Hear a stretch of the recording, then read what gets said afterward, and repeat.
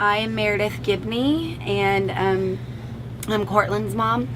I'm an activist in this movement, and I came all this way to Atlanta. From where? Texas. Oh, wow. Texas! Go Yeah. Texas!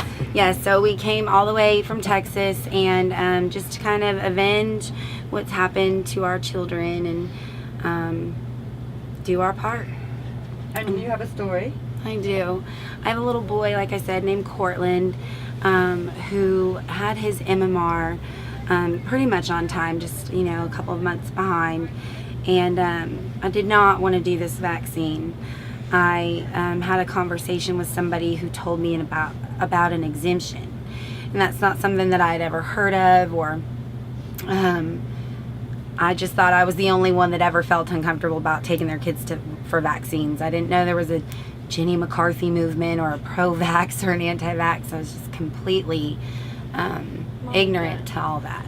And so I just was basing things off my own, instincts, my own feelings, and his dad insisted that we do this vaccine so that he could get into preschool.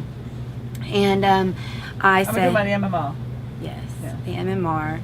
And he insisted, and so I told him that if we were going to do it, then he would be the one to take our son and to have it administered, and he was. I have 3 boys, and my 3rd boy is the one who's injured. And we took him home that day, and he slept for the better part of an entire day. 18, 20 hours. He woke up, he was banging his head against his crib. And that's how I went and got him. And at the time, I really thought that, I'll just let him sleep. He needs to sleep it off.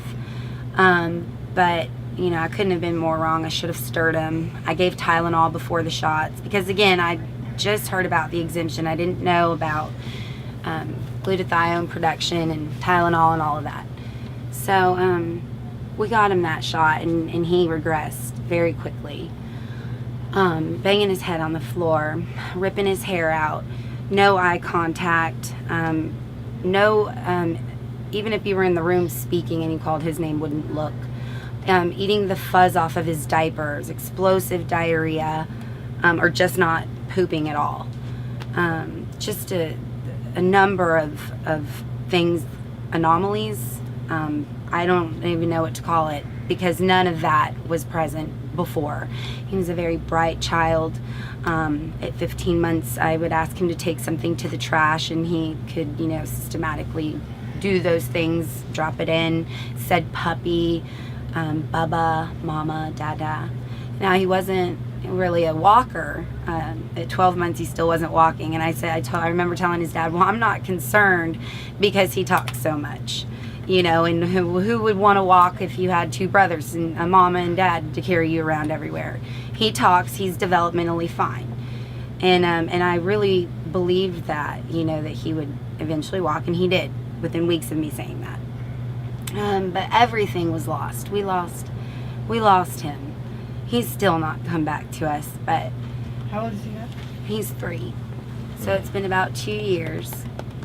And, we put him on several, protocols. One of the biggest things was we took him off dairy, and within less than 2 days, I'd call it 36 hours. I happened to have my phone in my hands, and I hit record, and the child was standing behind a curtain saying goodbye, goodbye, over and over again, and that's not something that I say. I say bye or see you later. So he heard this somewhere in his environment and just repeated it. And repeated it, almost like, because he had been silent for an entire year, just silent. So I think he was affirming in himself that he had a word, and so he said it constantly. But that's when I knew. I was like, that's it. And it was like a light went off in him, and it just turned back on when we took the dairy. We've done a lot of things, but he has a long way to go. He has sensory processing disorder. We had his blood tested. He's a mitochondrial kid. He's a mito kid. He's glutathione deficient. He has MTHFR.